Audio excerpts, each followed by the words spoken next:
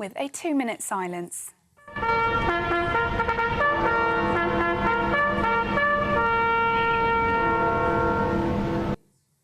A service has taken place at the Cenotaph in London, where wreaths have been laid and prayers have been read, and a procession of the congregation took place. Senior representatives of the Armed Forces and the Ministry of Defence have attended a service at the National Memorial Arboretum in Staffordshire. The Duchess of Edinburgh also spoke at the service. Well, the Prime Minister has marked Armistice Day in France today, becoming the first UK leader to do so since Sir Winston Churchill. And ahead of the commemorations, Sir Keir Starmer and President Emmanuel Macron spoke about the war in Ukraine and the situation in the Middle East. The two leaders laid a floral tribute at the tomb of the unknown soldier at the Arc de Triomphe. According to a Downing Street spokesman, the two leaders also spoke about the situation in the Channel, with the leaders strongly agreeing on the importance of bearing down on illegal migration at every stage of a migrant's journey. Meanwhile, over in the US, President Joe Biden and Vice President Kamala Harris have taken part in a wreath-laying ceremony at the tomb of the unknown soldier in Arlington National Cemetery to mark Veterans Day. Staying with the US now, the Kremlin has today denied reports that President-elect Donald Trump spoke with the Russian President Vladimir Putin, casting the media reports as pure fiction. The Washington Post and Reuters news agency both previously reported that the call had taken place. It comes as Joe Biden is reportedly set to make a personal plea to Donald Trump about the importance of funding Ukraine, urging President-elect Trump not to walk away from the country. And Sir Keir Starmer has defended his visit to a climate change summit 2,500 miles from the UK, insisting he is using the trip to boost the economy and tackle the small boat crisis. The Prime Minister arrived in Azerbaijan for the annual UN COP29, attended by world leaders. Meanwhile, the US envoy has said the fight against climate change is bigger than one election. John Podesta was speaking at the summit after his party lost to Republican candidate Donald Trump, who some say is a climate skeptic. But a defiant Mr. Podesta said this is not the end of our fight for a cleaner, safer planet. The climate negotiations are set to discuss funds for poor countries to cope with climate change and increasing ambitions on cutting emissions. Sir Keir Starmer has refused to give his backing to the Archbishop of Canterbury over his handling of child abuse claims. The Prime Minister said it was a matter for the Church as pressure grows on Justin Welby to stand down. It comes after a damning report into the suspected abuse of over 100 children by a well-known barrister associated with the Church of England. The report also claims that the institution had played a role in covering up the accusations when details initially came to light in 2013. A petition by some members of the Church's Parliament has gathered more than 1,500 signatures urging Justin Welby to stand down. Those are the latest GB News headlines. Now it's back to Michelle. For the very latest GB News direct to your smartphone, sign up to News Alerts by scanning the QR code or go to gbnews.com/alerts.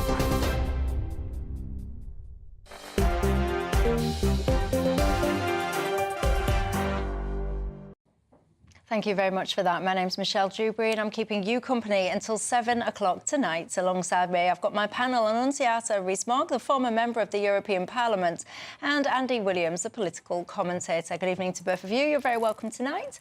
As are each and every single one of you at home. What's on your mind tonight? On this very special day, isn't it, Armistice Day? How does today make you feel? Did anyone just watch that show just before mine? That chap there, John King, 100 years old today, sharper than I don't know what, wasn't he? How remarkable listening to his story, and all the gentlemen like him, veterans, proud veterans at that. You can get in touch with me all the usual ways tonight. You can email me, gbviews@gbnews.com. You can go to the website, gbnews.com/yoursay, or of course, you can tweet or X me. But look, a very poignant day today, isn't it? You were just telling me a story Share it. I live in Lincolnshire, and the school from Louth, King Edward's, was representing the youth at the Cenotaph today, and I did find the service so moving. And I think someone said that yesterday everyone had to be there. They were the great and the good, and it was part of their duty to be there. But today, the actual date, the right time, the anniversary, it was people who wanted to be there, and I think that's the real power of this country, is how committed we are to our servicemen and women, but also to our saving our democracy. Yeah, and I think it's so important as well for the younger people in society to have all of these stories passed down, the memories, the respect, the regard. It's just so important that we don't lose that. It is, and I think it's really crucial that the next generation learn about it, understand it, and know why we're doing it, that this isn't just some symbol, it actually matters, and that fighting for democracy is something we all have to do every day of our lives. Indeed. Andy? I couldn't agree more, and I think it's so precious to have people, you know, at the age of 100. There aren't that many people left who saw World War II, who fought in World War II, and it's really important while they're still with us to hear those stories from them, I think. Yeah, I mean, what does it mean to you when you listen to these stories? How does it move you? I mean, I was just listening to that chap literally a few minutes ago. If you missed it, you can watch it back on catch-up, on the app, or you can go to YouTube and so on. But it's really remarkable, his story. So huge gratitude and respect to all of our veterans, quite frankly. But look, get in touch with me. Let me know your thoughts today. But also, I've got to start my programme with the annual, some would say, lunacy. Others would say the essential act of all of these so-called great and goods. They get onto their private jets and off they pop to convene themselves. This time, COP29. It is the annual UN climate meeting, looking at what we all should do. I say we all because I don't really put them in the same bracket as us. I feel so many people, they sit on their ivory towers looking down essentially on the plebs, telling us how we are going to change our life, how we are going to have to put our hands in our pockets to deal with their fanatical visions sometimes when it comes to things like net zero and the timelines of which they put on it. Well, I'd love a figure of how many private jets have flown to Azerbaijan. I was chatting to two people who have gone last week, who are clearly themselves committed to the climate change agenda. And even they were saying it's basically a great big jolly. That they have these conferences, people fly in from all over the world. They host them in, 28 was in Dubai, a very oil-based state. This one's in Azerbaijan. Biggest foreign investor is BP, not exactly known as the greatest green giant in the world. And yet they come out and they just decide, oh, we've used all this money, we've spent all this time, we've used all this political capital, let's have another conference and see what happens. This morning, they couldn't even decide the agenda. They just kept delaying it. It's a big waste of time, money, and if you believe in the green agenda, natural resources. And as you say, quite rightly, it is being held in Azerbaijan. And I've got to say, there was a bit of an undercover sting, some people might call it, of one of the bosses of this COP29. He was essentially trying to do deals, oil and gas deals. I'm not really sure that is the spirit of COP29. But anyway, Andy, your thoughts? Yeah, well, I mean, firstly, I think that COP perhaps has turned in recent years into something that it shouldn't be and wasn't in previous years, which is, you know, as you say, Azerbaijan, probably not the best place to host it. But I do think, and I was at COP27 in Egypt, and I don't think it is the big sort of jamboree that some people describe as. It's not, as some people might imagine, like political party conferences, which are basically big booze-ups in hotels. There are serious discussions going on. But none of the big players are even there. Well, they are. I mean, there are tons of heads of state there, and I think not from the big polluters.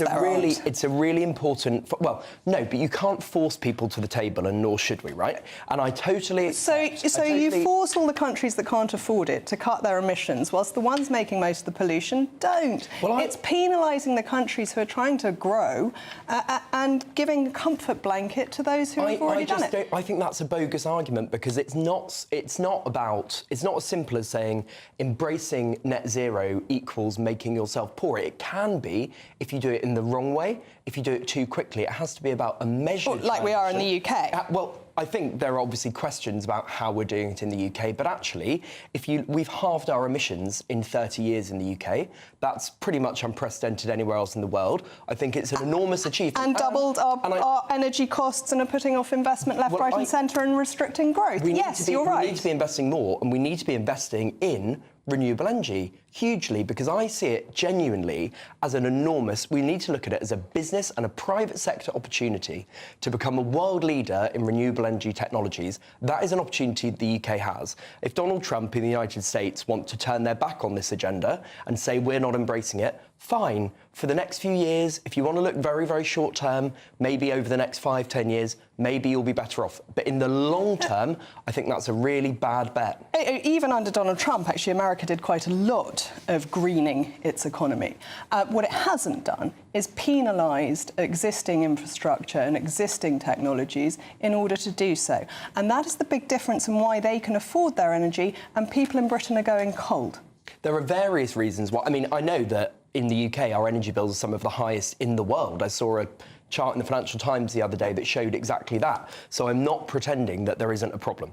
But it's not just because we've embraced net zero. That is not the only reason. There are all sorts of... There are lots of excuses given, but that is the number one by a long margin. I just think it's about adaptation. It's about adapting the planet to climate change. It's a fact that temperatures are going up and up and up. We're on... Which we need to adapt to. Absolutely. And actually more people die of cold than heat. So we should be adapting to that, not penalising people and meaning that they can't afford to live. Part of climate change, as you know, is about the unpredictability of the climate. It's not just about temperature. Temperature is one thing, and we are on course for the hottest year on record again in 2024. All right, and we are seeing... and we're seeing what is it? increasingly... 20-odd years ago, Al Gore told us that we would have no ice by now. We quite clearly do. A lot of these predictions are incredibly wrong. Is the climate volatile? Yes. Has it been my entire life? Yes. Do I remember 12 inches of snow in London as a child? Yes. Of course, but you can't imagine that now, and if we had it, everyone would say that's climate change. The climate does change, weather changes. Absolutely. We have to adapt to it as humans and make the best of it, but we do not need to bankrupt ourselves in the process. We don't, but there is, I reiterate, there is an opportunity when it comes to embracing renewable energy technology to be a world leader in moving that technology on. People look today and they say, oh, maybe I don't like wind turbines. That's not necessarily the future of our energy. We've had no wind and no sun this month. Virtually at all. It has provided a minute percentage. But some months, months it provides a huge amount. That's why we have a mixed approach. But we can't store it, so it just goes to waste. Yeah, and so we need to invest in energy rely on gas. And until we can store it, we will continue to rely on gas and therefore global gas prices. How come you was at the previous COP? Because I have clients who attend COP for all sorts of reasons, to be part of the debate. Financial services institutions, you know, a range of organisations who need to be there. But when you say that these people need to be there, this is one of the things that I've never been able to fathom, because if all of these people are so desperate to sit in a room, terrifying each other about how climate change is really bad, why, the basic thing for me, why are you all flying there then? Why don't you all sit in your living rooms or your offices and zoom into this thing? So there you go, you can slash some emissions in a nanosecond. Well, I just don't think that's a reasonable argument. Because it's a very reasonable, very sensible argument. No, I don't, so I don't think it is because if we were talking about working from home and the shift towards hybrid working from home, you'd say, well, there's no substitute for having in-person meetings, and that is absolutely the case. No, but you lot are gathering to tell everybody else how to alter their lives to reduce things like emissions while simultaneously touring the globe on some kind of, I don't know, egotistical, back-scratching bizarreness that you don't seem to criticise yourselves for creating said emissions. Well, I'm not really in favour of people using private jets full stop, and actually in the budget, Rachel Reeves slapped a massive extra 50% tax on the use of private jets. But I'm not just talking about private jets. No, I know you're not, I know. But what I'm saying is that, you know, it's not just a handful of elites who are going. It's every major business in the world. The businesses that power our global economy, they are all there. Heads of state are all there. Now, I understand that that is one definition of the elite, but all of the people who are driving the way our economy operates are there. And yeah, well, why don't they drive it from the front, lead by example, and zoom into some of these things? They might get taken a little bit more seriously by many people anyway. One of the key themes of COP29 is essentially about how much money the more developed nations should be giving to the poorer nations, and who should be paying that debt, a climate debt people call it. So who should be paying that, and what should that look like? One of the things, do they still call China a developing economy in this context? Because you have these very developed economies, and don't forget, of course, China is the second biggest economy in the world. It's also the biggest polluter in the world. But yet I am sure that they have been designated as a developing economy, which means that they get off the hook with some of their responsibilities. I don't know what their designation is in that respect. There you go. You can all look me up at home. You can fact check me, because I'm almost certain I'm accurate on that one. But I'm sure you'll be very quick to tell me if I'm not. Honestly, I just think the whole thing, whilst I appreciate the noble aim, it's all just a little bit bizarre, isn't it? You will get in touch and you'll have strong opinions, I'm absolutely sure. Prince William, after the break, he says he's going to reform the royals, a smaller R in royal. So do we need to reform the royals? And what should that look like? You tell me. This is GB News, Britain's news channel. Love a bit of baking and share some hot tips. We're delighted to be joined by our baking extraordinaire, Matty Edgell, who won Great British Bake Off last year. Woo! Welcome. Congratulations as well. I'm sure you're sick of being congratulated. I know, it's a nice reminder. No, you like all the glory. Yeah. What was it like winning the Great British Bake Off? What's last year been like for you? Winning it was I was not expecting to win. At any point until they said my name. You're a very humble nice guy. Surprise. No, I was just really? in touch with reality. Yeah, no, I wasn't. Was it quite a close race throughout then? Yeah, I considered myself the underdog throughout. I think the first week I turned around after the showstopper and kind of saw how good everyone was, and then looked at mine and thought, how have I got here?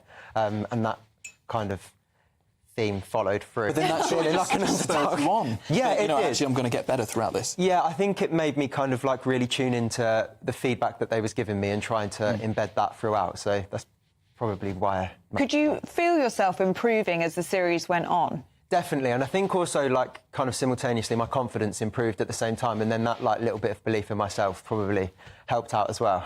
What was your strength? Biscuits, cake, bread? I think cake's my strength. Cake. I think cake, typically, if you start baking, that's probably where you start, isn't it? So that was what I knew most. How did you start baking? I've been asked this so many times since... You don't know. I attribute it to my nan. Sweet. But, yeah, I would say, I think most people probably attribute it to, like, a grandparent or something that they maybe done with, like, their parents when they was growing up. So that's... I'll give it to my nan. Or the major lockdown baking boom. Yeah, banana bread. Everybody... All over the place, don't it? It's good. Yeah, it's really good. I love a banana bread, even now. GB News, the People's Channel. Weekdays on GB News. Wake up to breakfast every day from 6 a.m. Followed by Britain's newsroom at 9:30. At noon, it's Good Afternoon Britain. Followed by Martin Daubney from 3 p.m. Only on GB News, the People's Channel, Britain's news channel. I'm Christopher Hope. From pop stars to politicians, I'll interview anybody in a pub who's got a political opinion. Join me every Friday on Spotify, Apple Podcasts, YouTube or gbnews.com, or wherever you get your podcasts. This is GB News, the People's Channel. In the GB Newsroom, we bring you the news as it happens. With our team of dedicated journalists across the UK, we're ready to keep you up to date with what's happening every half an hour, every single day. Bulletins here on GB News, the People's Channel, Britain's news channel.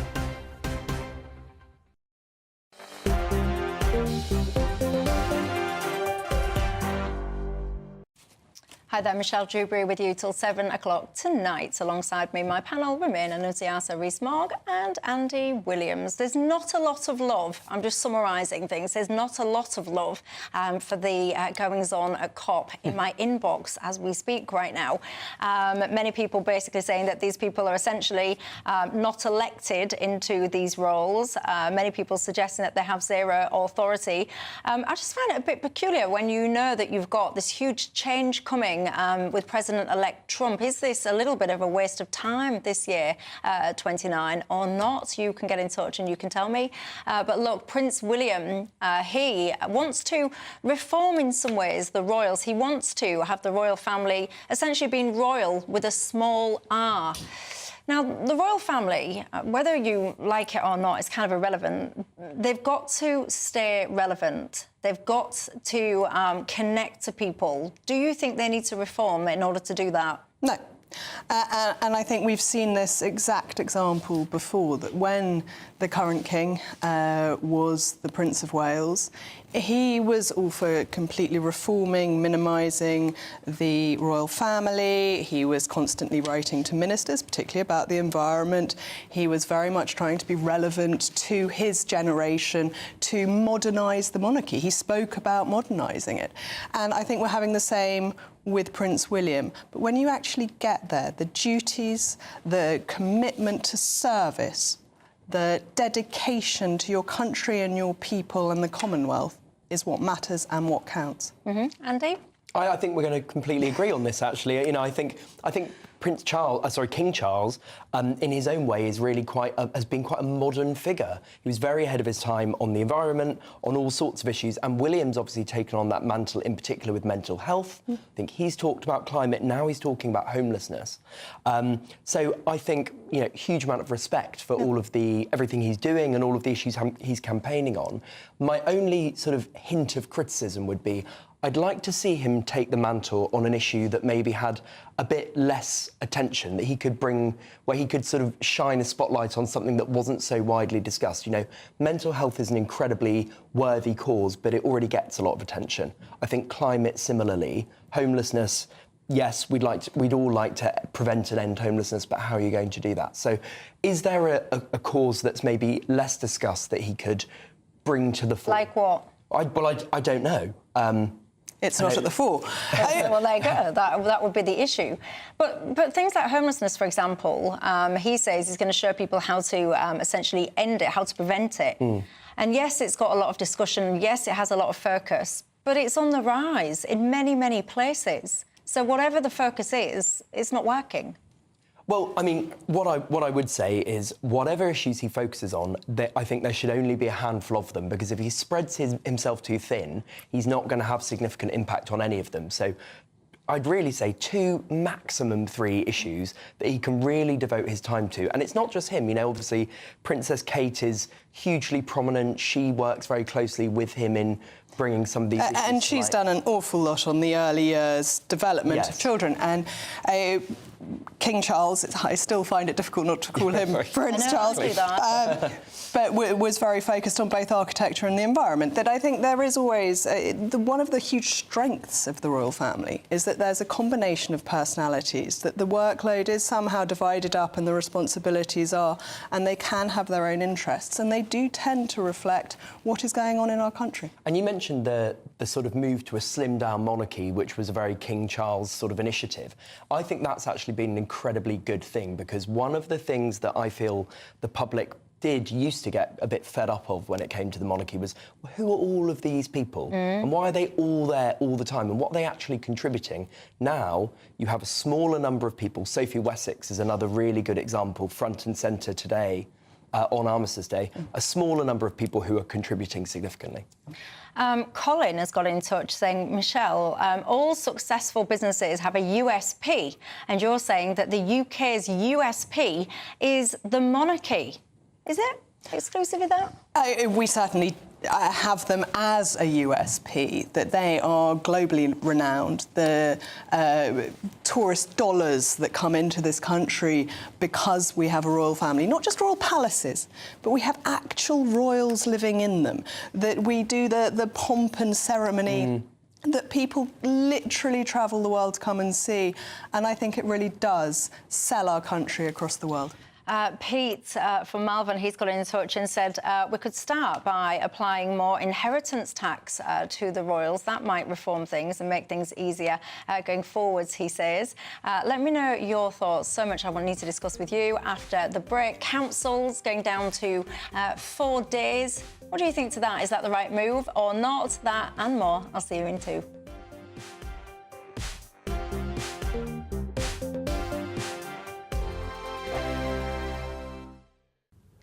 Hi there, welcome to the latest update from the Met Office for GB News. Up until yesterday, some parts of the UK had 0 hours of sunshine so far this November. That's all about to change. Still some patchy cloud, but increasingly sunny spells over the next couple of days as a cleaner area of high pressure builds in, this time without the gloom. Having said that, there is still some low cloud as we end the day across the far southwest of Cornwall. It's a patchy cloud elsewhere, but it's less low and less widespread, and so it's a clearer night for many places. Under those clear skies, nevertheless, there will be some fog forming, especially for Northern Ireland, parts of Northern England, Southern Scotland, as well as the West Midlands. That fog will cause poor visibility first thing, so watch out for that. But where we don't have the fog, actually a bright start to the day. A chilly start, a frost in places, particularly for central and northern Scotland. But actually, bright skies and mostly dry with light winds for many. It's going to be pleasant enough. The dense fog across Northern Ireland could be slow to clear, might last all day in 1 or 2 spots, equally for Northern England and Southern Scotland.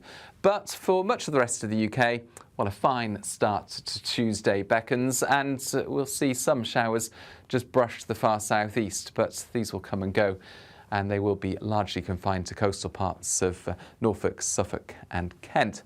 Now into Tuesday afternoon, some cloud will build, but the best of the sunshine remains across the southwest, as well as parts of Scotland and Northern Ireland away from the mistier areas. It's going to feel pleasant, with temperatures reaching 10 to 12 Celsius, but a cold wind continues to affect East Anglia and the southeast. That's the wind that will bring in the showers, and they'll continue overnight. And where we see some clear spells, once again, a few fog patches will return. But otherwise, Wednesday's a reasonably bright day, cloudier skies in the north, and a return to some cloud on Thursday as well.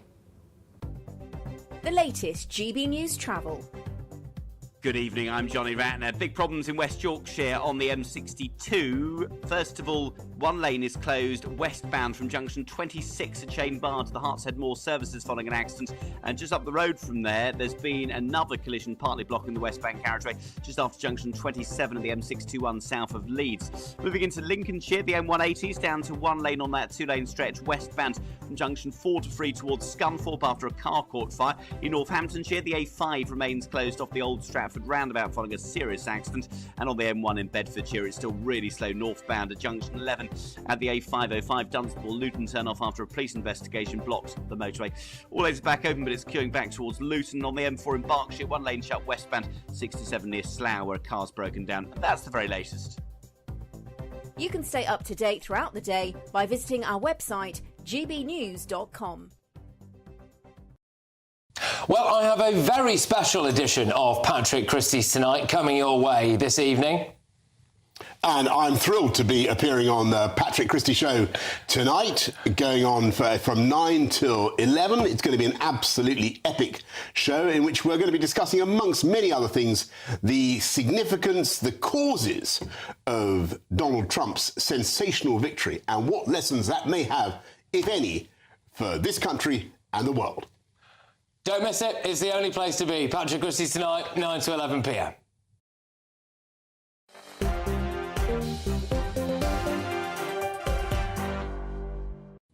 I won't miss it, Patrick. I'll be there. I'm excited and looking forward to it. Are you at home? 9 o'clock tonight. It's exciting stuff with Patrick Christie's there. But anyway, I'm Michelle Dewberry. I'm with you till 7 o'clock tonight alongside me. My panel remains. I've got Annunziata Rees-Mogg, the former member of the European Parliament, and Andy Williams, the political commentator. Lots of you getting in touch about the Royals. Dave says, in my opinion, it's all gone too far, all of this slimming down and the reforming. He says, sure, you can modernise the monarchy, he says, but you must always be careful that you don't demolish it. Interesting view.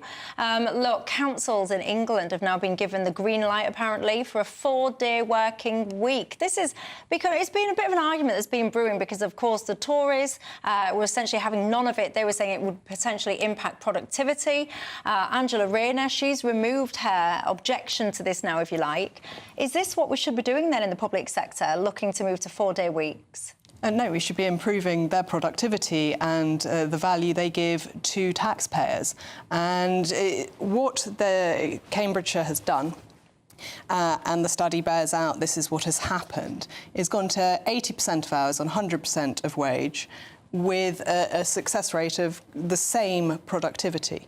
We actually need our public sector to improve its productivity. It hasn't grown in the last 20 years, unlike the private sector that has to keep innovating. We've got lots of new technologies. We can constantly improve the ways we work, and the private sector has done and keeps doing it, whilst the state sector, unfortunately, on the taxpayer dollar, does not. Another benefit that they cite throughout this trial is that essentially it saved the taxpayer money because they're saying that they had better staff retention and therefore lower associated recruitment costs. But you've also got to have, surely, some kind of parity, that this is a system that only works for the white-collar workers, that you can't turn around to the bin men and say, don't worry about collecting the bins. You can't do it any quicker than you are anyway, or the system wouldn't have been set up like that. You can do it in squashed hours. It doesn't work. You're setting up a two-tier system that represents no fairness or understanding to the taxpayers who are actually covering the costs. Andy? Productivity is the biggest problem we face in our economy. Yeah. And if a 4-day week for certain organisations can improve productivity, fine. And I think if you're in the private sector, and that's a choice you make as a founder or a CEO, that is up to you. I'm not in favour of it in the public sector, partly because we know that the public sector is unbelievably sluggish when it comes to productivity. That's factual, it's not just anecdotal, although there are so many anecdotes I could tell you about people who work in the civil service, some of whom work very hard, I'm sure, but it's not nearly operating at the pace of the private sector. And I think fundamentally, what we have to realise if you're looking at local councils is that they're there to deliver public services on our behalf. And if we're reducing the amount of time they're working by 20% and they're not getting any more work done, that's a problem. But I'm not opposed in principle to a 4-day week in the private sector. I think that's up to you. I mean, another way of looking at this is the hourly rate of pay. And essentially, this is a 20% pay increase, so it's 25%. 25, yeah. Sorry, correct myself as well. But why should the taxpayers be paying 25% more for the same? Well, why should they? Do you, I don't know, maybe you might work in one of these councils and you might be shouting at your screen, you know, saying this is a great idea and everyone should follow suit. Are you on the other side of it, though, that actually agrees with some of the arguments that you're hearing here? And I do find it quite interesting when it comes to maintaining levels of productivity, because, as Annunziata quite rightly points out, surely the goal should be not just to maintain the status quo, but to be smashing it, thriving, growing, doesn't it? Or not? Also, as well, people will be shouting at the screen saying, hang on a second, so you want me to continue paying increased council tax rates for a diminished hours worked. Your thoughts on all of that? But look, I do want to talk about the EU as well, because of course a lot has been said about Keir Starmer. He has been with Macron today, the first time in a while actually that's happened with the British Prime Minister. But lots of conversations being had, Annunziata, about everything from Ukraine, of course this sentence that we keep hearing with no meaning attached really to it about stopping the boats. Do we need closer collaboration? Are you optimistic about the relationships going forward? I think it is always extremely sensible to get on with your neighbours and counterparts across the world.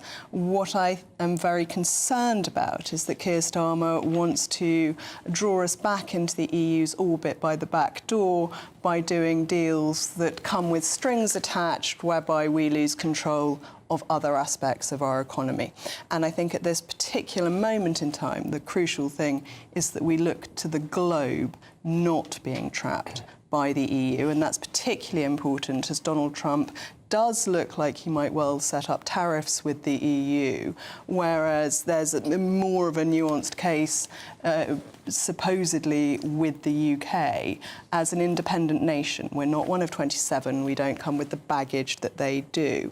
It's been made clear that the EU is considering setting up an alternative to NATO to organise its own defence, and I think that would be very concerning. That as it stands, the EU armed forces are pathetic and actually can't function without the US, and if we abandon our strong neighbour for our weak ones, that would be a great mistake. Andy? Keir Starmer, I think, has spent 22 days so far of his time as Prime Minister abroad. I think that's actually a very, very useful way for him to have spent his time, because he needs to re-establish or improve Britain's status on the world stage, which has suffered, unequivocally suffered, post-Brexit. And I think particularly our relationships with our European allies suffered during that period of time. So I'm glad that he's invested time in building relationships with President Macron, with Olaf Scholz in Germany, although he may be on his way out in the next 6 months. Let's see. Maloney, well, look, but, you know, whatever your politics, the reality is she's one of our, Italy are one of our neighbours. We need to have strong relationships with all of our allies. I think that's even more important than ever in a world in which Donald Trump is going to be the next president, and we can't guarantee that we're going to... I mean, as it happens, I think we will continue to have a strong relationship with the United States. But you can't guarantee it. We have an unpredictable man in the White House, and we need to double down on our European allies.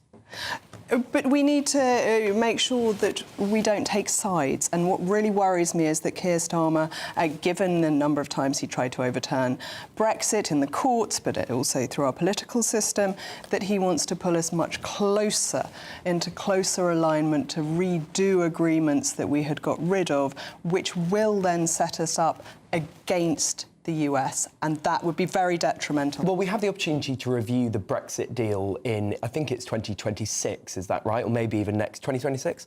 And, you know, it would be unrealistic to think that everything about that deal had been great. In fact, many aspects of it, and I think Brexiteers, from a different perspective, would agree with me that many aspects of that deal were terrible. One of the reasons that migration has gone through the roof is because of some of the decisions that Boris Johnson made in doing that deal and changing the nature of our migration. The discussions Keir Starmer was having prior to the election with France was that we would go back into the agreements we had that would mean we were taking a share of the whole of the EU's immigrants. As I think Robert Jenrick was proposing. No, he was proposing that we could deport people, which is quite different, and leave the ECHR. I mean, these are very, very different measures, whereas taking a quota from the EU was estimated to increase them by another 100,000 easily.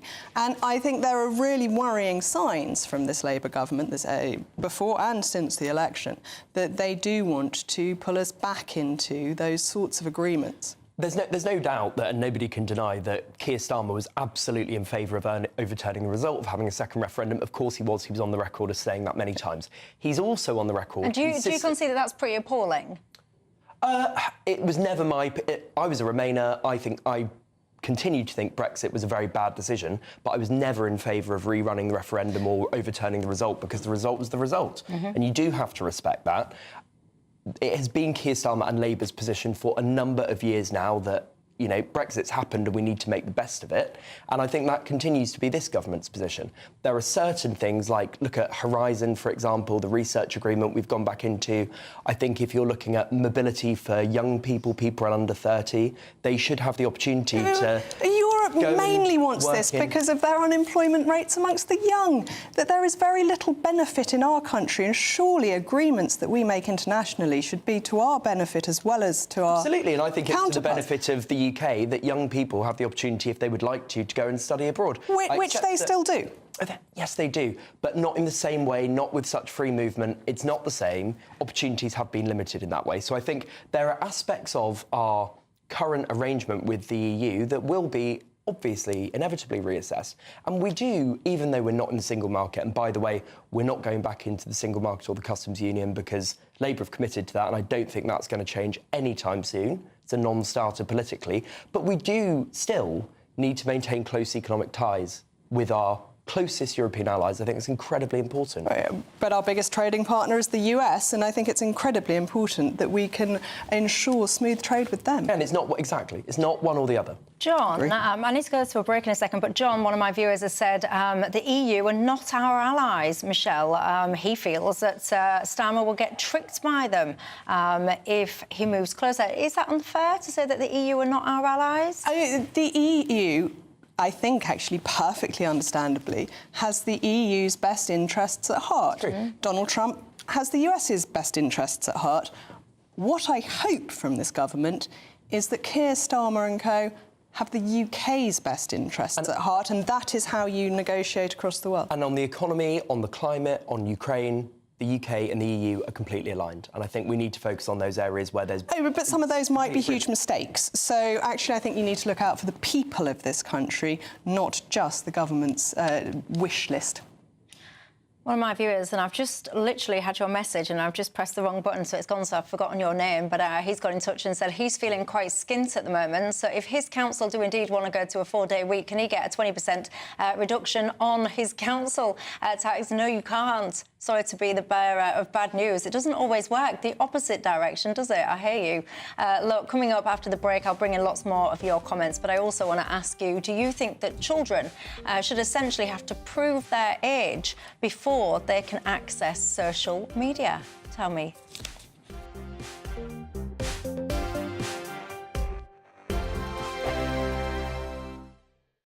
This is GB News, Britain's news channel.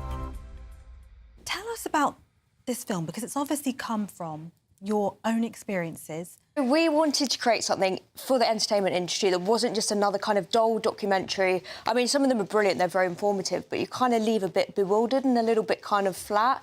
So we thought, I've got a passion for writing and you've obviously got an unbounded knowledge on the subject. Why don't we create a film with a kind of satirical look on eating disorders? So this came it's been made 20 years after your own... It is 20 years. 20 years, practically to the day. So Samantha, you suffered with OCD and an eating disorder as well? Yes. And that's when your mum became a counsellor, is that right?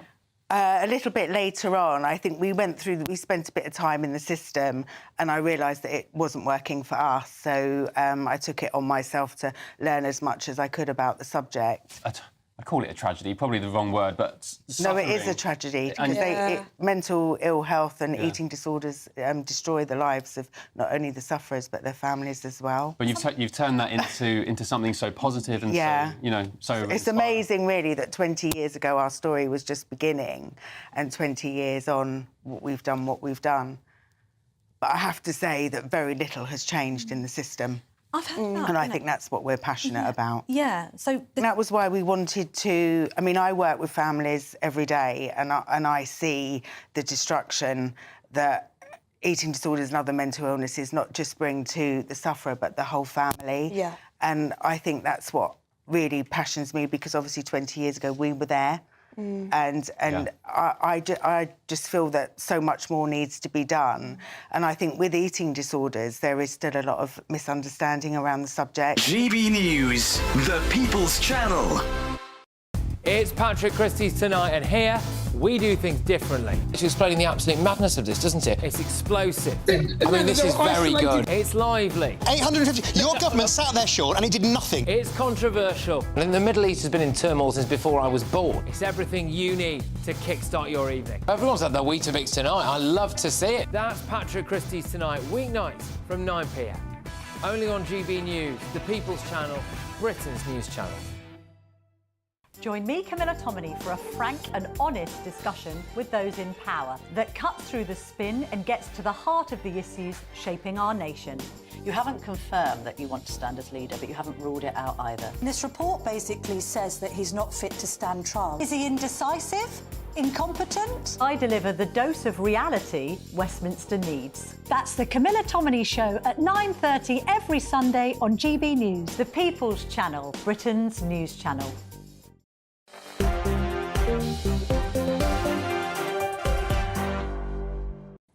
Hi there, Michelle Dewberry with you till 7 o'clock. Annunziata Rees-Mogg, the former member of the European Parliament, alongside me, as is Andy Williams, the political commentator. So many of you getting in touch about that council 4-day week. Jim on Twitter X, he's got in touch and said he thinks it's an absolute joke, the concept of councils going down even further with their workload. He's pointing out that so many of them already have and experiencing a very high call volume. Have you ever noticed that whenever you ring these places that you just cannot get through?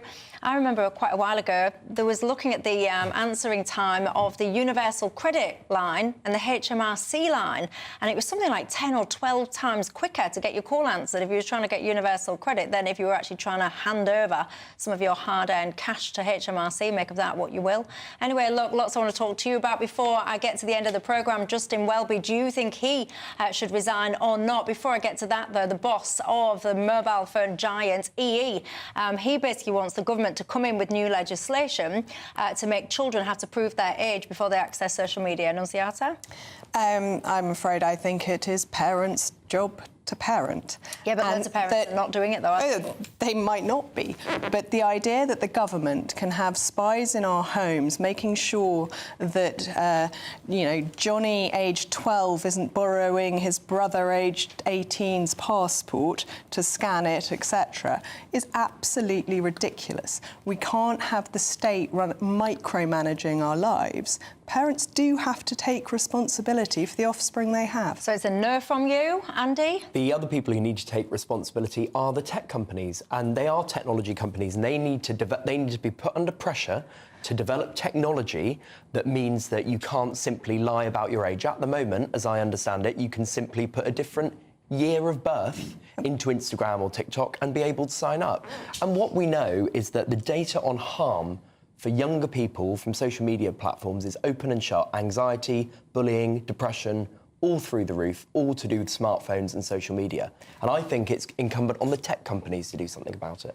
The tech companies clearly have a responsibility to target their audience, but you can't possibly swap discipline and rules and upbringing for an alien body watching over you from the distance. That is the family's responsibility. But do your children have smartphones? My 13-year-old does. The other 4- and 6-year-old don't, no. And do you, so your teenager on a smartphone then, would you let him or her use social media? She has some social media. At 13, you are allowed it, and I have full access to her phone whenever I ask. Yeah, I think it's so worrying. I don't envy parents of teenagers in this day and age, I've got to say. I saw this great, you can look it up, this great graphic of a child at one side of a screen and just this force of nature on the opposite side of the screen, just the addictive nature of what these kids are using. Very worrying. But look, I'll tell you what else is worrying before I finish the programme. I do want to squeeze this one in because the Archbishop of Canterbury, Justin Welby, he is facing immense pressure now to resign over this horrific scandal, the latest scandal anyway. He's having absolutely none of it, say he's not going to go. Do you think he should or not? Well, I found it interesting that Keir Starmer refused to defend him earlier today. And he said it's a matter for the church, in case you're not... He did, and I do agree that in our country there is a separation of church and state to some degree, and that is how it should be. But the irony, surely, is that Al Fayed was investigated over sex crimes by the Met Police and nothing happened. And on whose watch was that? Keir Starmer. And I think if you're going to say that you fall on your sword, it should be across the board. No, I mean, let's look at the matter at hand. I mean, Justin Welby has to go. He has to go over this. This independent report concluded that there were failures, that it amounted to a cover-up. I mean, he has said in an interview that he was incompetent. Well, actually, if he was incompetent and he'd been a corporate CEO, he'd be gone. It was incompetent of the CPS not to prosecute Al Fayed in 2009, and an awful lot has come out on that since that made it very clear quite how wrong those decisions were. If you're going to say it's landing at the boss's door, it lands at the boss's door. Well, I think it's very honourable when ministers do resign because of failures of their departments, or corporate bosses when there are failures in the workplace. I think the same should apply to public life, church or state. I think what Justin Welby is likely to do is he has to stand down when he's 70, which is in January the year after next. That's in 15 months' time. I expect he'll try and eke it out for a few months and then just retire quietly. I don't know whether he'll be allowed to because the pressure is growing. There is going to be potentially an urgent question in Parliament in the next few days. I agree with you. I think Keir Starmer is right to stay out of it. It's actually not the Prime Minister's business, but he should go. Well, it's harsh words from one of my viewers, David. He says he absolutely must go. He says, and by the way, he's also decimated the Church of England by his work attitude. He says he's a sheep, not a shepherd. Any fairness in that? I think that's a brilliant line. But I am not a member of the Church of England and I do not like commenting on other people's faiths, but I couldn't follow a church that was headed by Welby. I think he is as woke as you get. If you go back to his actions in COVID, if you look at all sorts of decisions he's taken, whether it be on climate change or slavery, all sorts of things that I think are not his place to dictate as a church leader.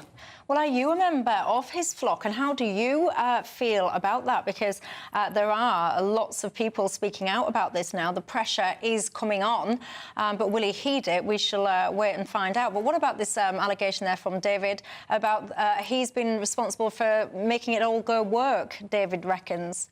Well, he's obviously been pretty vocal on a wide range of issues. I'm not a member of any church as it happens, but I think, if you look at Christian values, you probably have a responsibility as the leader of a church to give a view on certain matters from that perspective. So. He does stray into broad politics quite a lot that really are not just religious. Yeah, and I do know members of his flock who massively object to that. No, I know. They do feel it's a woke agenda, particularly outside urban centres, in my experience. What I would say is I don't think the Archbishop of Canterbury should be straying into party politics, for example. But equally, you are asked to provide your view on a range of sort of moral questions, and obviously morality and politics are often, there's huge overlap there. Of course, Justin Welby said it's better to be woke than asleep. Do you agree with that sentiment or not? Ross, he's got in touch and said, Michelle, the King should get involved now. Should he? I think the King should certainly stay out of this completely.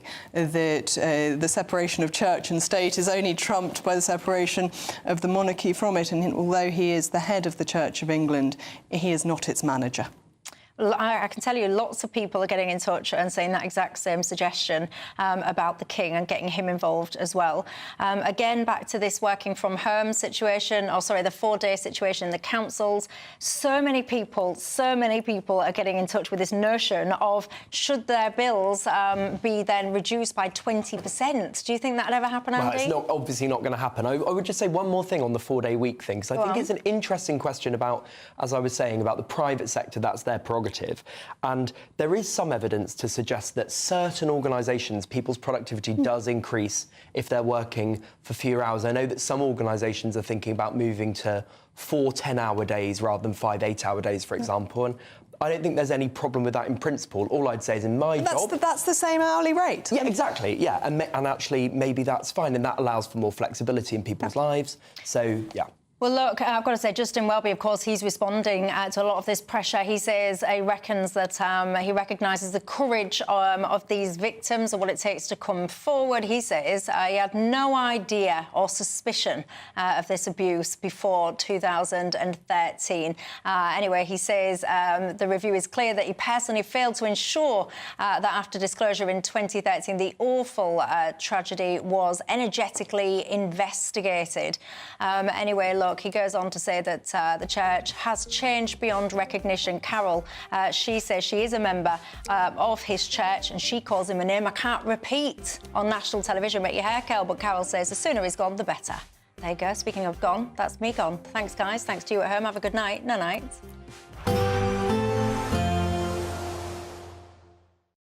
We'll see a cold snap, which will quickly develop into a warm front. Boxed Boiler Repairs, sponsors of weather on GB News.